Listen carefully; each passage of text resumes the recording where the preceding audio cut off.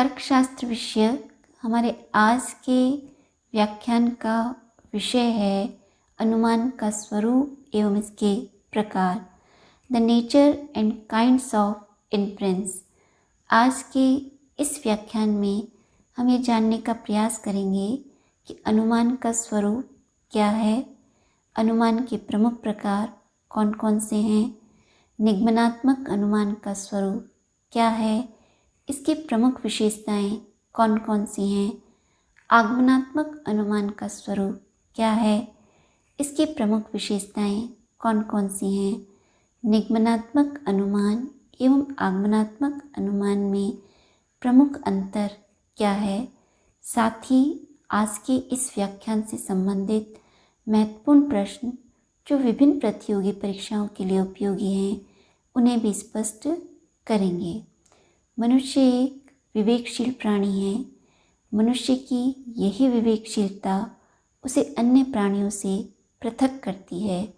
मनुष्य इसी विवेकशीलता के कारण चिंतन, मनन, शोध, अनुसंधान, नवाचार एवं सत्य की ओर उन्मुख होता है।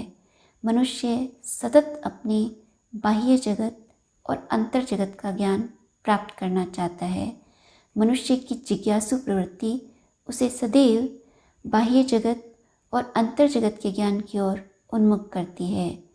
बाह्य जगत का ज्ञान विज्ञान कहलाता है, जबकि अंतर जगत का ज्ञान जिसे आध्यात्मिकता की संज्ञा दी जाती है। मनुष्य का जो समस्त ज्ञान है उसके दो प्रकार हैं, प्रत्यक्ष ज्ञान और अप्रत्यक्ष ज्ञान। प्रत्यक्ष ज्ञान जिसे डायरेक्ट नॉलेज कहते हैं, अप्रत्यक्ष ज्ञान जिसे इनडायरेक्ट नॉलेज की संज्ञा दी जाती है। प्रत्यक्ष ज्ञान जो है मनुष्य अपनी पंच ज्ञानेंद्रियों मन एवं आत्मा की सहायता से प्राप्त करता है। मनुष्य की जो पंच ज्ञानेंद्रियां हैं वे इस प्रकार हैं, दृश्येंद्रिय आँख, श्रवणेंद्रिय कान, रसेंद्रिय जिह्वा, घ्राणेंद्रिय नासिका, स्पर्शेंद्रिय त्वचा। ये जो पांच ज्ञानेंद्रियां हैं, इन पांच ज्ञानेंद्रियों का जब किसी विषय से संयोग होता है तो मनुष्य मन और आत्मा के द्वारा जो ज्ञान प्राप्त करता है उसे हम प्रत्यक्ष कहते हैं। इसे परसेप्शन भी कहा जाता है। जहाँ तक प्रत्यक्ष ज्ञान का प्रश्न है उसमें किसी तर्क और प्रमाण की आवश्यकता नहीं होती। यही कारण है कि कहा गया है कि प्रत्यक्षे किम प्रमाणम, अर्थात प्रत्यक्ष को किसी प्रमाण की आवश्यकता नहीं होती, क्योंकि जो ज्ञान हमें अपनी ज्ञानेंद्रियों की सहायता से हो रहा है उसे हम सामान्यतः प्रत्यक्षीकरण की प्रक्रिया से उसका स्पष्टतः अनुभव करते हैं। अतः उसे तर्क के द्वारा प्रमाणित करने की आवश्यकता नहीं है।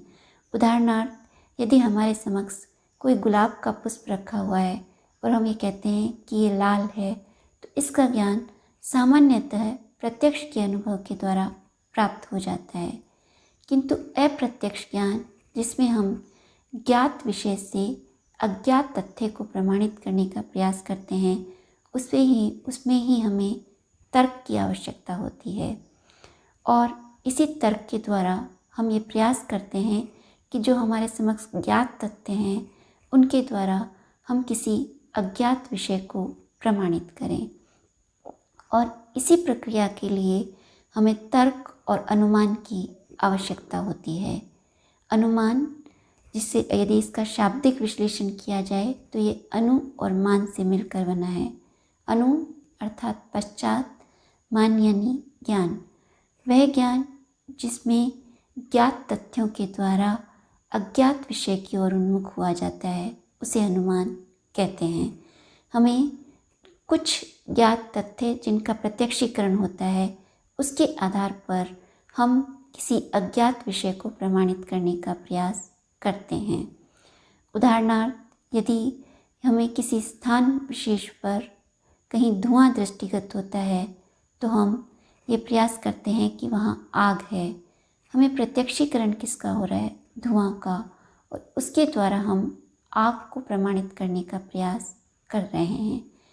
तो अनुमान की जो प्रक्रिया होती है उसमें ज्ञात तथ्यों के द्वारा अज्ञात विषय को प्रमाणित करने का प्रयास किया जाता है। पाश्चात्य चिंतन परंपरा में अनुमान को स्पष्ट करने के लिए ये कहा गया है कि अनुमान जो है तर्क वाक्यों की एक सुव्यवस्थित क्रम है। इस तर्क वाक्यों के सुव्यवस्थित क्रम में कुछ आधार वाक्य होते हैं, अर्थात अनुमान की प्रक्रिया में एक या एक से अधिक आधार वाक्य होते हैं जिससे एक निष्कर्ष का निगमन किया जाता है। अनुमान की जो प्रक्रिया है उसके इस विश्लेषण से ये स्पष्ट है कि अनुमान तर्क वाक्यों की वह सुव्यवस्थित प्रक्रिया है जिसमें एक या एक से अधिक आधार वाक्यों से किसी निष्कर्ष का तार्किक रूप से निगमन किया जाता है। उदाहरणार्थ यदि हम ये कहते हैं कि सभी भारतीय एशियाई हैं, राम भारतीय है इसलिए राम एशियाई है। इस उदाहरण में जो सभी भारतीय एशियाई हैं, राम भारतीय है, ये जो दो तर्क वाक्य हैं ये आधार वाक्य हैं और इसलिए राम एशियाई है, ये निष्कर्ष है।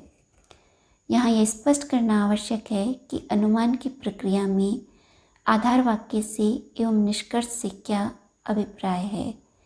अनुमान की प्रक्रिया में आधार वाक्य वह तर्क वाक्य होता है जो निष्कर्ष की सत्यता के लिए प्रमाण प्रस्तुत करता है, जबकि निष्कर्ष वह तर्क वाक्य होता है जो आधार वाक्यों से तार्किक रूप से निगमित किया जाता है। इस प्रकार अनुमान के इस विश्लेषण से ये स्पष्ट है कि अनुमान तर्क वाक्यों की एक सुव्यवस्थित प्रक्रिया है। अनुमान में आधार वाक्य एवं निष्कर्ष के मध्य संबंध की व्याख्या की जाती है। अनुमान में एक या एक से अधिक आधार वाक्य से किसी एक निष्कर्ष का निगमन किया जाता है। अनुमान जो है उसके दो प्रमुख प्रकार हैं। एक है निगमनात्मक अनुमान जिसे डिडक्टिव इन्फ्रेंस कहते हैं और दूसरा है आगमनात्मक अनुमान जिसे इंडक्टिव इन्फ्रेंस कहते हैं। सर्वप्रथम हम निगमनात्मक अनुमान के स्वरूप एवं इसको उदाहरण के द्वारा समझने का प्रयास करते हैं। निगमनात्मक अनुमान, जैसा कि हमने स्पष्ट किया कि इसे अंग्रेजी में डिडक्टिव इन्फ्रेंस कहते हैं। निगमनात्मक अनुमान अनुमान की वह प्रक्रिया है जिसमें सामान्य आधार वाक्यों से किसी विशेष निष्कर्ष का निगमन किया जाता है। निगमनात्मक अनुमान में आधार वाक्य निष्कर्ष की सत्यता के लिए निश्चयात्मक प्रमाण प्रस्तुत करते हैं। निगमनात्मक अनुमान में आधार वाक्य जो है निष्कर्ष को तार्किक रूप से निगमित करते हैं। उदाहरणार्थ, सभी मनुष्य मरणशील हैं, राम मनुष्य है इसलिए राम मरणशील है। ये निगमनात्मक अनुमान का एक उदाहरण है। इसमें हम सामान्य आधार वाक्य सभी मनुष्य मरणशील है, दूसरा हमारा आधार वाक्य है राम मनुष्य है। इन दो आधार वाक्यों के द्वारा हम यह निष्कर्ष निगमित करते हैं कि इसलिए राम मरणशील है। इस प्रकार जो निगमनात्मक अनुमान की प्रक्रिया होती है उस प्रक्रिया में हम सामान्य आधार वाक्यों से किसी विशेष निष्कर्ष का निगमन करते हैं। निगमनात्मक अनुमान की कुछ विशेषताएं हैं जो इस प्रकार हैं। निगमनात्मक अनुमान की परिभाषा से, जैसा कि हमने स्पष्ट किया कि सामान्य आधार वाक्यों से किसी विशेष निष्कर्ष का निगमन किया जाता है। निगमनात्मक अनुमान में आधार वाक्य निष्कर्ष की सत्यता के लिए निश्चयात्मक प्रमाण प्रस्तुत करते हैं। निगमनात्मक अनुमान जो होता है उसमें आधार वाक्य जो है उनमें ही निष्कर्ष अंतर्निहित होता है। निगमनात्मक अनुमान में जो है आधार वाक्य जो हैं उन निष्कर्ष जो है वह आधार वाक्यों के समान या उनसे कम व्यापक होता है, वह आधार वाक्यों से अधिक व्यापक नहीं होता। निगमनात्मक अनुमान में जो है आधार वाक्यों को सत्य मान लिया जाता है। निगमनात्मक अनुमान की जो एक विशेषता है वह यह है कि निगमनात्मक अनुमान में जो निगमनात्मक अनुमान है वह या तो वैध होता है या अवैध, अर्थात जो डिडक्टिव इन्फ्रेंस होता है वह या तो वैलिड होता है या इनवैलिड। कोई भी डिडक्टिव इन्फ्रेंस वैलिड होता है जब उसके आधार वाक्यों के साथ साथ उसका निष्कर्ष भी सत्य हो। कोई भी निगमनात्मक अनुमान अवैध होता है जब उसके आधार वाक्य सत्य हों और निष्कर्ष असत्य हो। निगमनात्मक अनुमान की जो प्रक्रिया है उसमें हम कारण से कार्य की ओर अग्रसर होते हैं। इस प्रकार निगमनात्मक अनुमान के इस विवेचन से हमने ये स्पष्ट किया कि निगमनात्मक अनुमान का स्वरूप क्या है, इसकी प्रमुख विशेषताएं कौन कौन सी हैं। अनुमान का जो दूसरा प्रमुख प्रकार है वह है आगमनात्मक अनुमान, जिसे इंडक्टिव इन्फ्रेंस भी कहते हैं। इंडक्टिव इन्फ्रेंस अनुमान की वह प्रक्रिया है जिसमें विशेष आधार वाक्यों के द्वारा किसी सामान्य निष्कर्ष का निगमन किया जाता है। आगमनात्मक अनुमान में आधार वाक्य निष्कर्ष की सत्यता के लिए संभावित प्रमाण प्रस्तुत करते हैं। आगमनात्मक अनुमान को हम एक उदाहरण के द्वारा स्पष्ट करते हैं, जैसे कि राम मरणशील है, श्याम मरणशील है, मोहन मरणशील है, सीता मरणशील है, गीता मरणशील है। अतः हम इस निष्कर्ष पर पहुंचते हैं कि सभी मनुष्य मरणशील है। इस उदाहरण में हमने देखा कि हम विशेष तथ्यों के द्वारा किसी सामान्य नियम की स्थापना करते हैं, और जो ये विशेष तथ्य होते हैं ये हमें अनुभव के द्वारा प्राप्त होते हैं। हम अपने अनुभव के द्वारा ये देखते हैं कि हमने विभिन्न मनुष्यों को देखा, और जो विभिन्न मनुष्य हैं वे सभी मनुष्य मरणशील हैं। उनके आधार पर हम इस निष्कर्ष पर पहुँचे कि जितने भी मनुष्यों को हमने देखा वे मरणशील हैं, अतः सभी मनुष्य मरणशील हैं। अतः आगमनात्मक अनुमान में विशेष उदाहरणों के द्वारा किसी सामान्य नियम की स्थापना की जाती है। निगमनात्मक अनुमान और आगमनात्मक अनुमान का हमने जो ये विश्लेषण किया, इससे ये स्पष्ट होता है कि निगमनात्मक अनुमान एवं आगमनात्मक अनुमान में कुछ प्रमुख अंतर हैं। जैसे कि निगमनात्मक अनुमान में हम सामान्य तथ्यों से किसी विशेष तथ्य की स्थापना करते हैं, अर्थात हम सामान्य तथ्यों से या किसी सामान्य नियम से विशेष तथ्य की ओर उन्मुख होते हैं, जबकि आगमनात्मक अनुमान में हम विशेष तथ्यों के द्वारा किसी सामान्य नियम की स्थापना करते हैं। निगमनात्मक अनुमान और आगमनात्मक अनुमान में जो दूसरा प्रमुख अंतर है कि निगमनात्मक अनुमान जो है इसमें जो आधार वाक्य होते हैं वे निष्कर्ष की सत्यता के लिए निश्चयात्मक प्रमाण प्रस्तुत करते हैं, जबकि आगमनात्मक अनुमान में जो आधार वाक्य होते हैं वे निष्कर्ष की सत्यता के लिए संभावित प्रमाण प्रस्तुत करते हैं। निगमनात्मक अनुमान में जो आधार वाक्य होते हैं उन्हें सत्य मान लिया जाता है, जबकि आगमनात्मक अनुमान में आधार वाक्यों को अनुभव के द्वारा अर्जित किया जाता है। निगमनात्मक अनुमान या तो वैध होता है या अवैध, जबकि आगमनात्मक अनुमान न तो वैध होता है और न ही अवैध होता है। निगमनात्मक अनुमान के जो आधार वाक्य होते हैं उनसे जो निष्कर्ष निगमित होता है वह निष्कर्ष अपने आधार वाक्यों से अधिक व्यापक नहीं होता, या तो वह आधार वाक्यों के समान ही या उनसे कम व्यापक होता है। जबकि आगमनात्मक अनुमान में आधार वाक्यों से जो निष्कर्ष निगमित होता है वह आधार वाक्यों की अपेक्षा अधिक व्यापक होता है।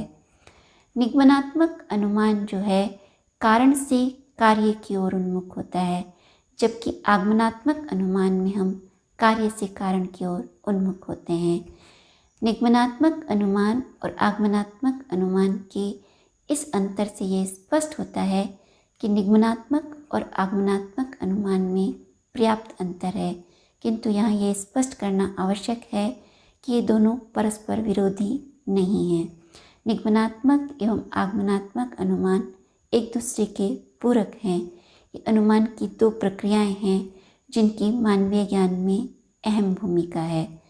आज के इस व्याख्यान में हमने ये जानने का प्रयास किया कि अनुमान का स्वरूप क्या है, उसके प्रमुख प्रकार कौन कौन से हैं। आज के इस व्याख्यान से संबंधित कुछ महत्वपूर्ण परीक्षा उपयोगी प्रश्न इस प्रकार हैं।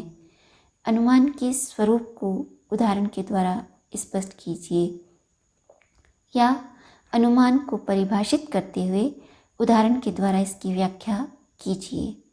निगमनात्मक अनुमान से आप क्या समझते हैं, इसे उदाहरण के द्वारा स्पष्ट कीजिए। निगमनात्मक अनुमान की प्रमुख विशेषताएं कौन कौन सी हैं, उन्हें स्पष्ट कीजिए। आगमनात्मक अनुमान को उदाहरण के द्वारा स्पष्ट कीजिए। आगमनात्मक अनुमान की प्रमुख विशेषताएं कौन कौन सी हैं। निगमनात्मक अनुमान एवं आगमनात्मक अनुमान में मुख्य अंतर कौन कौन से हैं, उन्हें स्पष्ट कीजिए। एक निबंधात्मक प्रश्न ये भी हो सकता है कि निगमनात्मक अनुमान के स्वरूप को उदाहरण के द्वारा स्पष्ट करते हुए इसकी विभिन्न विशेषताओं की व्याख्या कीजिए। इसी प्रकार आगमनात्मक अनुमान के स्वरूप की विवेचना करते हुए इसे उदाहरण के द्वारा स्पष्ट करते हुए इसकी प्रमुख विशेषताओं की विस्तृत विवेचना कीजिए। एक निबंधात्मक प्रश्न यह भी हो सकता है कि अनुमान के स्वरूप को स्पष्ट करते हुए निगमनात्मक एवं आगमनात्मक अनुमान की विस्तृत व्याख्या कीजिए।